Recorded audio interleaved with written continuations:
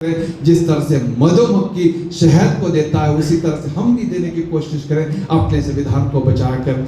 हमारे पास बाज पक्षी ईगल है, ईगल से बहुत कुछ सीख सकते हैं। ईगल का पहला गुण है वो अकेली उड़ती है या अकेली उड़ता है।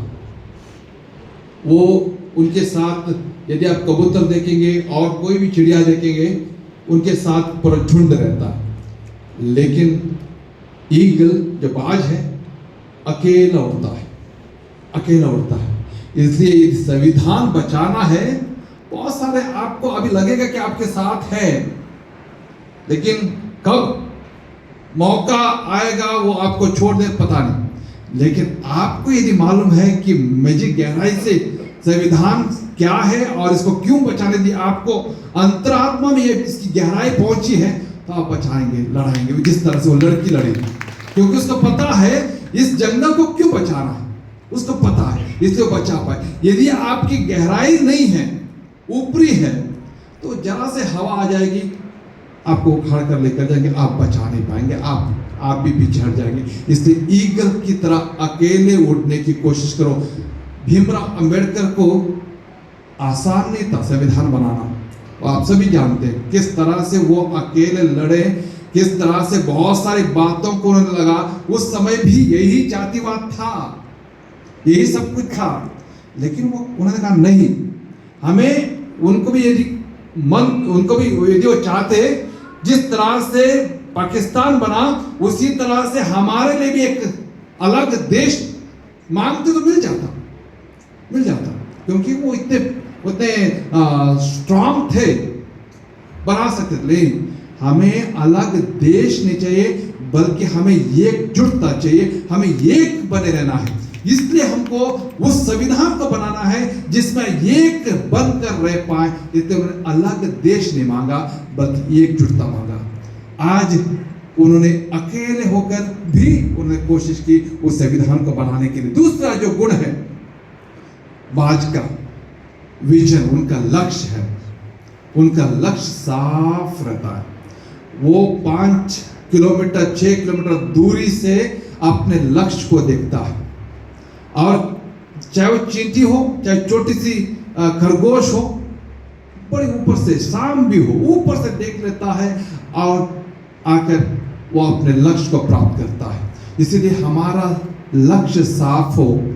ये नहीं कि हमारे बीच में आज संविधान के बारे में बात किया, कल और कोई मुद्दों पर बात किया, बाद में और कोई मुद्दों पर बात किया। हमारा लक्ष्य अलग ना हो, बिगड़ ना जाए। लक्ष्य साफ हो, हमें क्या हासिल करना है, किस मंजिल तक पहुंचना है, कौन से लक्ष्य को पाना है, यह हमारे अंदर साफ हो, तभी हम साफ तरीके से प्राप्त कर पाएंगे, अन्यथा हम बिछड़ जाएंगे। यह हमारा दूसरा मकसद हो। तीसरा है बाज कभी भी सड़े गले चीजों को नहीं खाता है, वो फ्रेश चीजों को खाता। आज जो पकड़ा उसी को खाता, ना कि कल की चीजें। इसलिए हमारे बीच में बहुत सारी चीजें, नकारात्मक चीजों को फैलाने वाले मिलेंगे आपको, हमारे बीच में रहेंगे और धीरे से नकारात्मक चीजें, नकारात्मक सोचों को फैला देंगे, जो सड़ा देंगे हमें और हमें गलाने की कोशिश करेंगे। लेकिन यदि हम बाज की तरह नहीं हो तो उनके झांसे में आ जाएंगे। यदि हम बाज की तरह, मालूम है हमें फ्रेश रहना है, हमें जो सोच है हमारा फ्रेश होना चाहिए, नकारात्मक चीजों की तरफ नहीं जाना बल्कि सकारात्मक चीजों पे ही बने रहना है, तभी हम कर पाएंगे। और चौथी चीज है, बाज पक्षी हमेशा लव स्टॉर्म्स, उनको क्या है, क्या पसंद है? स्टॉर्म्स माने जो आंधी आती है, तूफान आता है, तूफान को चीरना उनको पसंद आता है। बाकी सारी पक्षियां जैसे तूफान उठता है अपने घोंसले में जाके बस जाती है, लेकिन बाज अकेले पक्षी जब तूफान आता है तुरंत खुशी से आकाश को चीरने की कोशिश करता, बादल को चीरने की कोशिश करता। और हमारी वीरता तभी पता चलेगी जब हमारे सामने चुनौती आएंगी, तब हम चीरने के लिए तैयार हैं या हम पीछे हट जाएंगे। यदि हम बाज की तरह हैं तो हम चीर लेंगे, हम कहेंगे नहीं, हमें डट कर मुकाबला करना है, हमें सामना करना, हम छोड़ेंगे नहीं, हम बादलों को चीर लेंगे, चुनौतियों को चीर लेंगे और कहेंगे कि हम इस संविधान को बचाकर ही रहेंगे, तभी हम कर पाएंगे। और पांचवी चीज है, जब बाज चिड़िया अपने बच्चों को घोंसला बनाती है, वो हरी भरी घास शुरुआत में रख देती है, लेकिन जैसे बच्चे बड़े हो लगते हैं, थोड़ा सा एक दो दिन के हो जाते हैं, जितने भी घास है वो निकाल कर फेंक देती है और कंटीली चीजें रख देते हैं, कांटे रख देते हैं। क्यों? क्योंकि उनको मालूम है इस बच्चे को हम केवल सॉफ्ट चीजों पे रख देंगे, वो सोचेगा ये अच्छा लग रहा है, यहीं पर रह जा, ये अच्छा लग रहा है, बहुत मजा आ रहा है यहाँ पे रहने में। उनको पता है नहीं, यहाँ पर नहीं रहना है, आपको आगे बहुत सारी चीजों का सामना करना है, बहुत सारी चुनौतियों का सामना करना है, इसलिए कांटे बहुत जरूरी है। इसलिए रास्ते में कांटे जरूर आएंगे। ये नहीं कि आपको यहाँ पर बैठ गए बड़े एसी कमरे में अच्छा लग रहा है, यहाँ पर नहीं, आगे जाते ही आपको चुनौती आएंगी, कांटे मिलेंगे, लेकिन उन कांटों का सामना करने की जरूरत है। इसलिए बामसेफ जो कर रहा है यही काम करने की कोशिश कर, कांटों में चलने के लिए आपको सिखा रहा है और आपको सीखने की जरूरत है। छठी चीज है,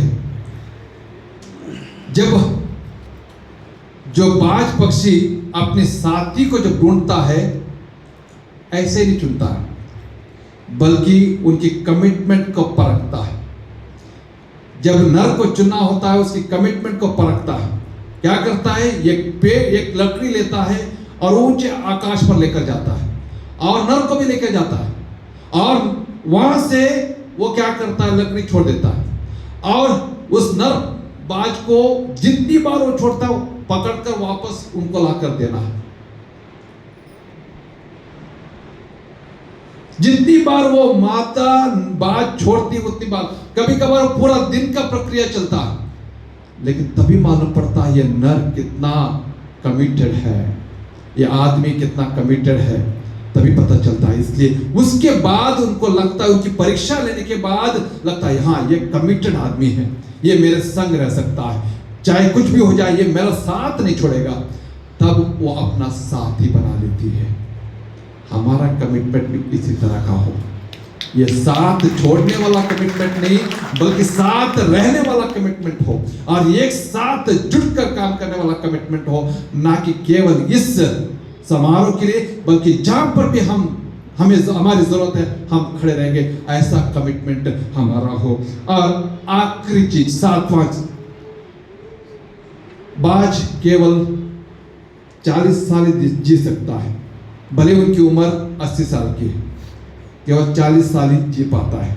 लेकिन यदि 80 साल जीना है, उनके एक प्रक्रिया से गुजरना है। सबसे पहले उनकी चोंच बड़ी हो जाती है, 40 साल बुढ़ी हो जाती है, चोंच मुड़ जाती है, उनके नाखून बड़े हो जाते हैं, उनके पंख बूढ़े हो जाते हैं। इसलिए उनको यदि बचना है, एक ही काम करना है, सबसे पहले अपने पंख को निकालना है, जो नोच के निकालना है। उसके बाद अपने पैर के नाखून को पत्थर पे रगड़ कर निकालना है, और अपने चोंच को पत्थर पे मार कर निकालना है। यदि वो ऐसा करती है तभी वो 80 साल जी पाएगी, अन्यथा 40 साल में मर जाएगी।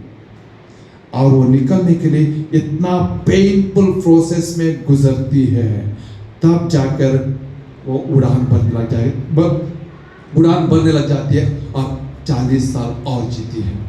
उसी तरह से संविधान खतरे में जरूर है, ऐसा लगता अभी मरने वाली है, मर भी सकती है, यदि और छोड़ दिए तो मर भी सकती है।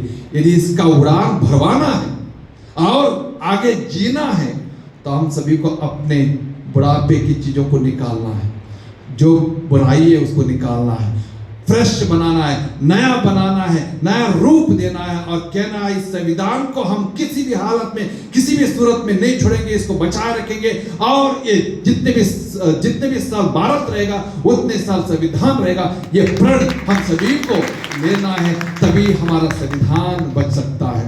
इन्हीं बातों के साथ मैं आप सभी को फिर एक बार सलाम कहता हूं। जो काम आप करें मैं नहीं कर पाऊंगा, जो प्रण आप लिए हैं वो बहुत नेक प्रण है। बहुत लोगों को आपकी जरूरत है, क्योंकि जो हम लोग कोशिश कर, जब मैं प्रधानाचार्य शिक्षा में था, स्कूल में था, हर दिन जब मैं कुर्सी में बैठता था, मैं डर के बैठता था, आप यकीन मानिएगा, क्योंकि कोई पता नहीं आज आकर मेरे से कौन क्या सवाल करेंगे। चाहे छोटी सी बातों को लेकर सवाल कर सकता है और मेरे लिए बखेड़ा खड़ा कर सकता है। मुझे ये डर हमेशा सताता था, क्योंकि संविधान भले ही है, संविधान की बातें बहुत जरूर होती है, लेकिन यदि हम कहेंगे कि ये संविधान इस तरह से हमें कहता है, तो हमारे पर 10 लोग आकर धौंसने की कोशिश करेंगे और हम कहीं के नहीं रह जाते हैं। लेकिन यदि आपका साथ हो, हम जरूर मिलकर संविधान को लड़ेंगे और भयभीत नहीं, भय रहित देश बनाने की कोशिश करेगा और एक साथ जुड़कर भाई और बहन की तरह जीने की कोशिश करेंगे। धन्यवाद। Thank you.